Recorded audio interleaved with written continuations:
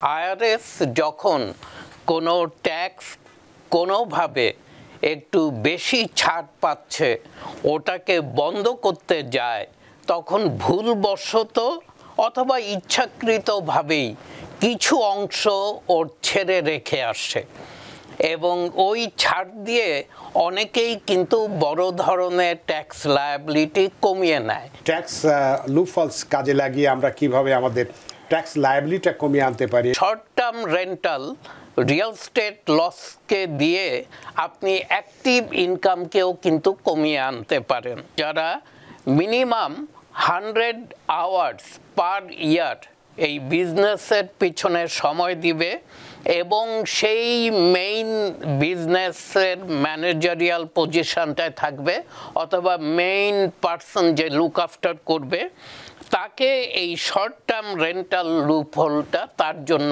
রাখা হলো। Tax loopholes কাজে লাগিয়ে আমরা কিভাবে আমাদের ট্যাক্স লায়াবিলিটিটা কমিয়ে আনতে পারি এটা যদি একটু বিস্তারিতভাবে আপনি আলোচনা করেন তাহলে সামনে তো কয়েক মাস পরে ট্যাক্স আমাদের দাখিল করতে হবে। এই টেকনিকগুলো কাজে লাগিয়ে যদি আমাদের ট্যাক্স লায়াবিলিটি কমিয়ে আনি তাহলে এই দুর্মূল্যের বাজারে যে অর্থটি আমাদের সঞ্চয় হবে সেটি দিয়ে একটি ভালো ব্যয় করতে পারবো আমার পরিবারের জন্য, সন্তানের জন্য, সংসারের জন্য। ধন্যবাদ রানা ভাই। আমরা আজকে কথা বলছি ট্যাক্স লুপহোলস নিয়ে এবং ট্যাক্স লুপহোলস হচ্ছে কিছুই না, আইআরএস যখন কোনো ট্যাক্স কোনোভাবে একটু বেশি ছাড় পাচ্ছে ওটাকে বন্ধ করতে যায় তখন ভুলবশত অথবা ইচ্ছাকৃতভাবেই কিছু অংশ ওর ছেড়ে রেখে আসে এবং ওই ছাড় দিয়ে অনেকেই কিন্তু বড় ধরনের ট্যাক্স লায়াবিলিটি কমিয়ে নেয় এবং সেটাকে আমরা বলি ট্যাক্স লুপহোলস। এই লুপহোলস আইআরএসেরই দেওয়া, কিন্তু আইআরএস জানে এই লুপহোলস নিয়ে আইআরএস খুব একটা কথা বলে না, অ্যাডভার্টাইজ করে না এবং এই লুপহোলসটা ট্যাক্স পেয়ারদেরকে খুঁজে বের করতে হয় অথবা তারা নানাভাবে সেগুলোকে সংগ্রহ করে এবং অনেকে সেগুলোকে কাজে লাগায়। আবার যারা ট্যাক্স নিয়ে কোনো প্রকার চিন্তাভাবনা করে না এবং বছরের পর বছর দেখা যাচ্ছে তারা লুপহোলসের সুযোগ নেননি, যদিও তার ফাইলে এই লুপহোল নেয়ার সুযোগ অনেকখানি ছিল। তো প্রথম লুপহোল যদি কথা বলতে হয়, সবচেয়ে ইম্পর্ট্যান্ট এবং সবচেয়ে সিগনিফিক্যান্ট লুপহোল হচ্ছে real estate investing. Real estate ইনভেস্টিংটা নিয়ে কথা বলতে হলে প্রথমে আমাকে একটু এক্সপ্লেইন করতে হবে, আমাদেরকে বুঝতে হবে অ্যাক্টিভ ইনকাম এবং প্যাসিভ ইনকাম। অ্যাক্টিভ ইনকাম হচ্ছে আমরা W2-তে কাজ করি অথবা 1099-এ কাজ করি এবং সেই ইনকামটা আমরা যেটা কাজ করে যেই ইনকামটা আর্ন করি সেটাকে বলা হয় অ্যাজ অ্যাক্টিভ ইনকাম।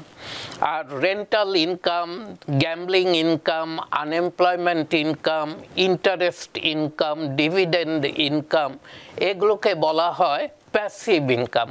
বলা হয় যে এই ইনকামগুলোর জন্য আমি কোনো কাজ করিনি। এখন অ্যাক্টিভ ইনকাম এবং অ্যাক্টিভ লস দিয়ে আমি কিন্তু আমার অ্যাক্টিভ ইনকামকে কমিয়ে আনতে পারি, কিন্তু প্যাসিভ লস দিয়ে আমি আমার অ্যাক্টিভ ইনকামকে কমাতে পারি না। এখন রিয়েল স্টেটে রেন্টাল ইনকামকে বলা হয়ে থাকে প্যাসিভ ইনকাম। এটা ইনফ্যাক্ট 1986-এ রিগানের সময় একটা আইনের অধীনে এই অ্যাক্টিভ ইনকামকে রিডিউস করা যাবে না প্যাসিভ লস দিয়ে, এই লটা আসলো এবং এটা আসলো 1986-এ। এটা কোড সেকশন 469 আইআরএসে। এখন এই কোড সেকশন দিয়ে আগে দেখা যেত যে অনেকের W2 ইনকাম অথবা 1099 ইনকামকে ওরা কমিয়ে আনতো রেন্টাল লস দিয়ে এবং ওরা ট্যাক্সের বড় অঙ্কের ছাড় পেত। সেটাকে বন্ধ করার জন্য ওরা যখন কোড সেকশন 469 ইন্ট্রোডিউস করলো 1986-এ, তখন যখন ওরা ভুলবশত অথবা ট্যাক্স এবং অর্থনীতির পট পরিবর্তনের কারণে একটা অংশ ছেড়ে দিয়ে এসেছিল, এবং সেটা হচ্ছে active short term rental real estate loss. তার মানে short term rental real estate লসকে দিয়ে আপনি অ্যাক্টিভ ইনকামকেও কিন্তু কমিয়ে আনতে পারেন। এবং এই শর্ট টার্ম রেন্টালের জন্য ওরা রাখলো যে অ্যাভারেজ স্টে 7 দিনের বেশি হতে পারবে না।